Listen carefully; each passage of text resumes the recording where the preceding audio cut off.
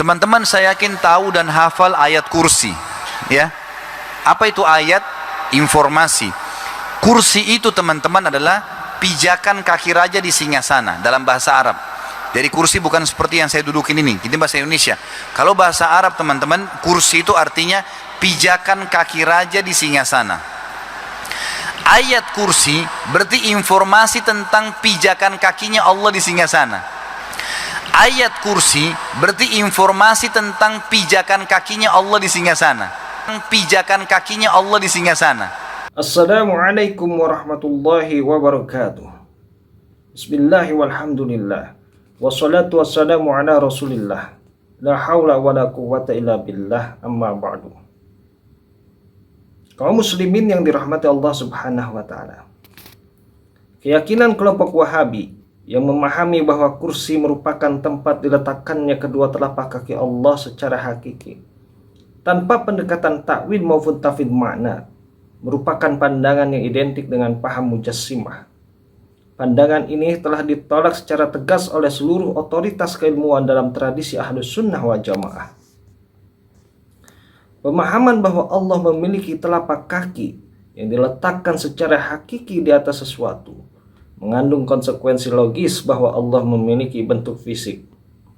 Pernyataan sebagian kalangan yang mengatakan bahwa telapak kaki Allah tidak serupa dengan telapak kaki makhluk tetap menyisakan masalah teologis, karena pada dasarnya mereka tetap menetapkan keberadaan fisik bagi Allah.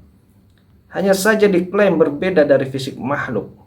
Padahal Allah Maha Suci dari segala bentuk penyerupaan maupun penyifatan dengan sifat-sifat jasmani. Kelompok Wahabi dalam hal ini berdalil dengan sebuah riwayat yang disebutkan oleh Imam Al-Hakim dalam kitab Al-Mustadrak dari Ibnu Abbas. Al-kursiyu maudi'u qadamaihi. Kursi adalah tempat kedua kakinya. Redaksi hadis tersebut mengandung bentuk idhofah atau penyandaran dengan domir yang merujuk kepada Allah, sehingga secara lahiriah mengesankan penisbatan kedua kaki kepada Allah secara hakiki. Namun demikian, redaksi matan hadis tersebut sesungguhnya tidak tunggal. Dalam riwayat lain yang juga berasal dari Ibnu Abbas, namun melalui jalur sanad yang berbeda, tidak terdapat penyandaran kedua kaki secara eksplisit kepada Allah.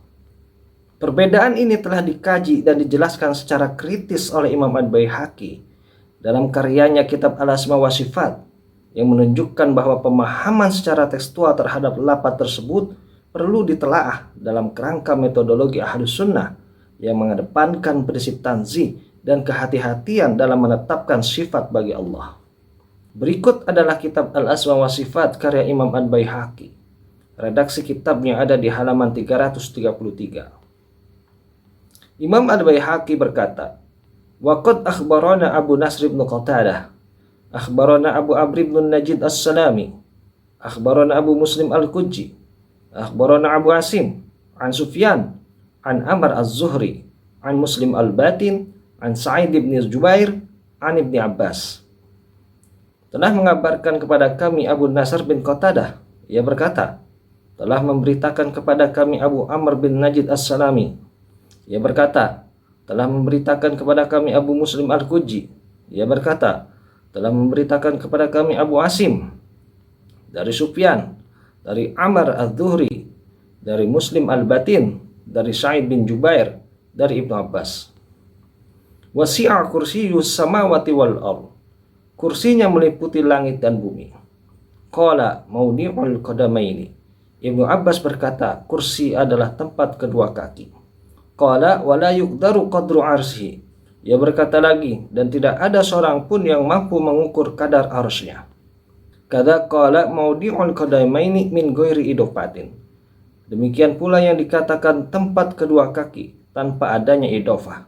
Maksudnya tanpa penyandaran kepada Allah. Wa qalahu aidan Abu Musa al-Asy'ari min ghairi idofatin. Dan ucapan yang sama juga disampaikan oleh Abu Musa al-Asy'ari, juga tanpa tambahan idhofah. Wa ka'annahu as-sahhu, dan hal ini tampaknya lebih sahih. Wa ta'wiluhu 'inda ahli nadri. Adapun penakwilan menurut sebagian ahli ilmu, Miqdarul kursi minan arsi, ukuran kursi dari arsh. Kamikdari kursi yakunu inda saririn, seperti ukuran kursi yang ada pada singgasana. Qad wudi'a lil qadamail qa'idi 'ala sariri, diletakkan bagi kedua telapak kaki orang yang duduk di atas singgasana. Fayakunu sariru a'dhama qadran, maka singgasana itu tentu lebih besar ukurannya. Minal kursil mawdu'id dunahu, daripada kursi kecil yang berada di bawahnya. Maudi'an lil qadamaini, yang diletakkan bagi kedua telapak kaki. Hadha huwal maqsudu minal khabari, inilah yang dimaksud dari riwayat tersebut. Inda ba'di ahli nadri, menurut sebagian ahli ilmu. Wallahu a'lam, dan Allah lah yang maha mengetahui. Wal khabaru mauqufun, riwayat ini berstatus mauquf. La yasihu raf'uhu ila Nabi sallallahu alaihi wasallam, tidak sahih bila disandarkan kepada Nabi sallallahu alaihi wasallam. Wa amal mutaqaddimuna min ashabina, adapun ulama terdahulu dari kalangan para sahabat kami, maksudnya para ulama ahlu sunnah, fa innahum lam yufassiru amthala hadhihi, mereka tidak menafsirkan ayat-ayat atau hadis semisal ini. Walam yastaghilu bita'wiliha, tidak pula menyibukkan diri dengan penakwilannya. Ma'a i'tiqadihim annallaha ta'ala wahidun, sambil tetap meyakini bahwa Allah Ta'ala itu esa. Ghairu mutabba'idin, tidak tersusun dari bagian-bagian, wala dhi jarihatin, dan bukan zat yang memiliki anggota tubuh atau fisik. Berdasarkan penjelasan Imam Ad-Baihaqi, dapat dipahami bahwa riwayat yang paling sahih adalah hadis dengan matan tanpa bentuk idhofah, yakni tanpa penyandaran lafaz kepada Allah. Dengan demikian, maknanya tidak menunjuk kepada kedua kaki Allah secara hakiki. Sebaliknya, makna hadis tersebut lebih tepat dipahami sebagai bentuk perbandingan antara ukuran kursi dan arsy. Dalam hal ini, kursi dianalogikan seperti tempat meletakkan kaki di hadapan singgasana, yang secara ukuran tentu lebih kecil dibandingkan singgasana itu sendiri. Dan yang dimaksud dengan singgasana di sini adalah arsy.